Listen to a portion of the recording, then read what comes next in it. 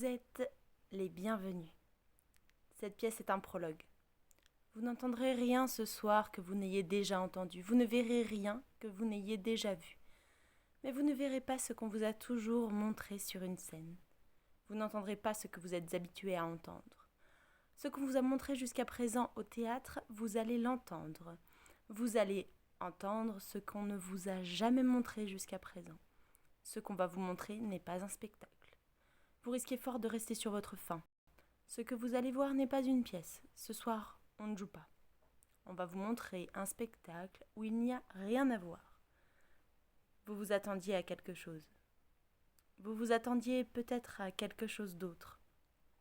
Vous vous attendiez sûrement à une belle histoire. Vous ne vous attendiez quand même pas à une histoire.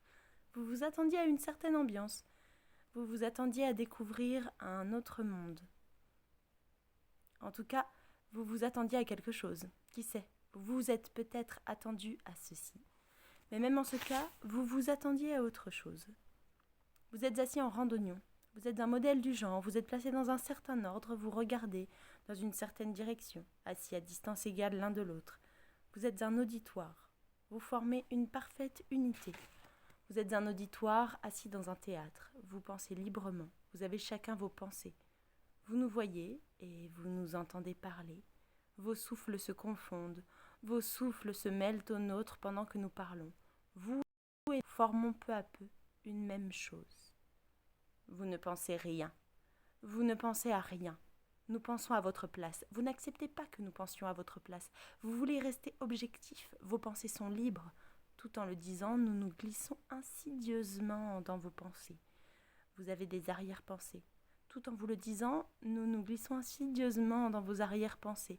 Vous ne pensez plus par vous-même. Vous écoutez, vous vous laissez envahir. Vous ne vous laissez pas envahir. Vous vous arrêtez de penser. Vos pensées s'engluent. Vous êtes pris. Vous nous observez pendant que nous vous parlons.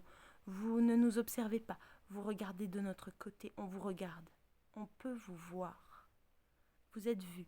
Vous n'êtes plus dans la position confortable du spectateur assis dans l'obscurité. Nous ne sommes plus dans la position inconfortable de l'acteur ébloui qui doit faire face au trou noir. Vous n'êtes pas spectateur, vous regardez et l'on peut vous voir. Nous formons peu à peu, vous et nous, une seule et même chose. Dans une certaine mesure, au lieu de dire vous, nous pourrions tout aussi bien dire nous. Nous sommes sous la même couverture. Nous formons une petite société secrète. Bonjour à tous. Ce matin, je vous partage le début de la pièce Outrage au public de Peter Handke, donc qui est une pièce parlée qui, à l'époque où elle a été écrite, dans les années 60, allait contre tous les codes du théâtre, mais qui restait jouée dans une salle avec des gens ensemble, et comme il le dit, qui partagent le même souffle, ce qui aujourd'hui, en ce moment, nous paraît désormais inconcevable. Voilà, je voulais vous lire ce texte parce que je l'ai travaillé, parce qu'il appelle d'autres choses du théâtre et parce que dans le contexte actuel, il résonne d'une certaine manière, je trouve, surtout pour ceux qui ont l'habitude du théâtre et ceux qui le font. Voilà. Peut-être aujourd'hui devons-nous à nouveau repenser le théâtre. Sûrement. On ne sait pas comment, on ne sait pas quand. Mais voilà. Bon. Je vous souhaite une belle journée et bon confinement.